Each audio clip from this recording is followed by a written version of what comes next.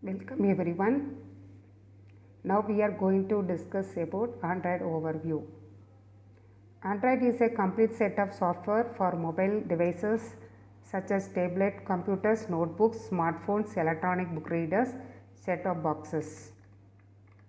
It contains Linux-based operating system, middleware and QMobile applications. It is a software package and Linux-based operating system for mobile devices.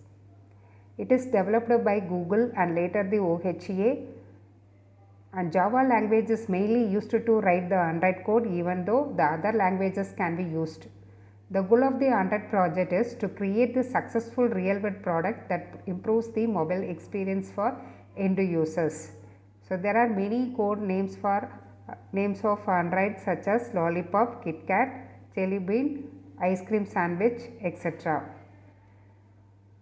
The features of Android, it is the open source. Anyone can customize the Android platform. There are a lot of mobile applications that can be chosen by the consumer.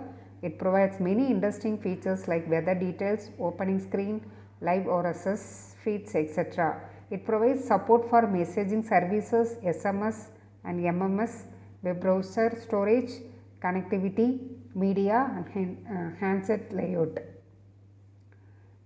So next we discussed about Android architecture. Android operating system is divided into 5 sections and 4 main layers.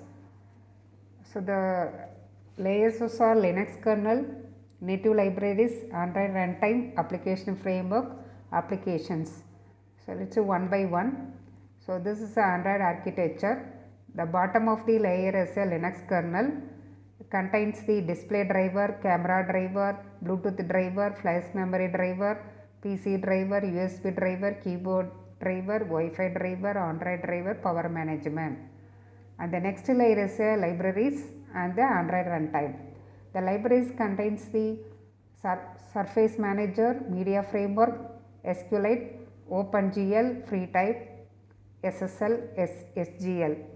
Android runtime contains the core libraries and DBM. And the next layer is application framework, contains the activity manager, window manager, content providers, video system, notification manager, package manager, telephony manager, resource manager, location manager, XMPP service. And the top of the layer is application, contains the home, contacts, voice dial, SMS, MMS, email, calendar, browser, media player, camera, alarm, albums, clock, calendar. So let's see one by one. So the Linux kernel is a heart of the Android architecture that exists at the root of Android architecture. The Linux kernel is responsible for device drivers, power management, memory management, device management and resource access. It is a set of libraries including open source web browser engine, WebKit, well-known library. So it is a great operating system. So the why reasons for choosing Linux is portability, security and features. So next is Android libraries. The Android library, the summary of the some key core Android libraries available to the Android developer. So Android.app means provides access to the application model and is the cornerstone of all Android application. Android.content is facilitates content access, publishing, messaging between application and application components. Android.database is used to access the data published by the content providers and includes SQLite and database management classes. Android.OpenGL, a Java interface to the OpenGL, ES 3D graphics renderings the API. Android.OS provides the application with access to the standard operating system services including messages, systems, services and inter-process communication. Android.text is used to render and manipulate text on a device's display. Android.view is the fundamental building blocks of application user interfaces. Android.widget is a rich collection of pre-built user interface components such as buttons, labels, list views, layout managers, radio buttons.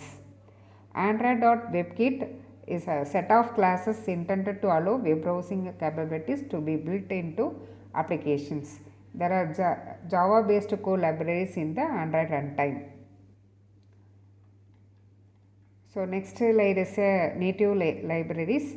Is the top of the Linux kernel. There are native libraries such as WebKit, OpenGL, FreeType, SQLite, Media, C runtime library.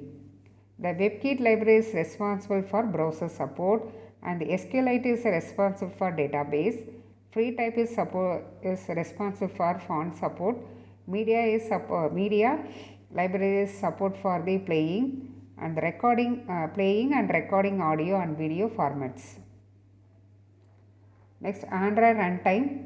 This is the third section of the architecture available on the second layer from the bottom. So this section provides a key component called DVM. So DVM stands for Dalvik Virtual Machine, which is a kind of the Java virtual machine specially designed and optimized for Android. So the DVM which is responsible to run the Android application. DVM is like a GVM but is optimized for mobile devices. It consumes less memory and provides the fast performance. And the DVM makes use of Linux core features like memory management and multi-threading, which is intrinsic in the Java language. So it's responsible to run the Android application. So this is the Java versus the Dalvik. Next, Android framework. The Android framework layers provides many higher level services to application in the form of Java classes.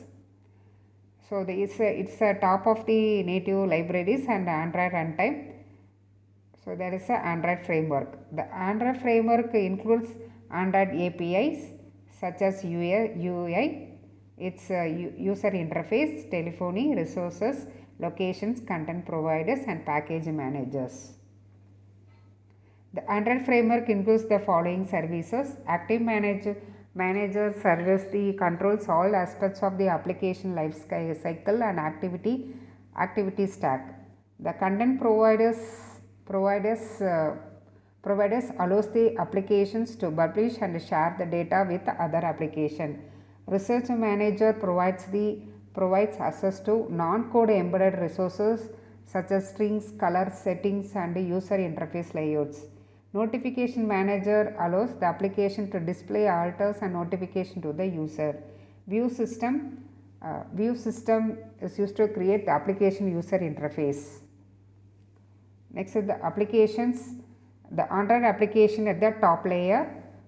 So the top of the Android framework, all the applications such as home, contact, settings, game, browser are using the Android framework that uses Android runtime and libraries.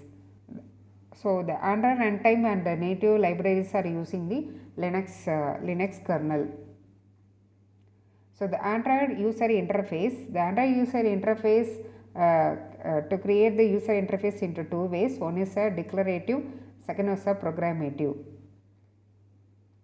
So the declarative user interface means like declarative approach involves using XML to declare what the UI will look like and similar to creating the web page using HTML. And the programmatic user interface means writing the Java code to develop the UI, and everything you can do declaratively. You can also do programmatically, but Java also allows you to specify what happens when that button is actually clicked. This is the main advantage of the programmatic approach to the user interface. Thank you.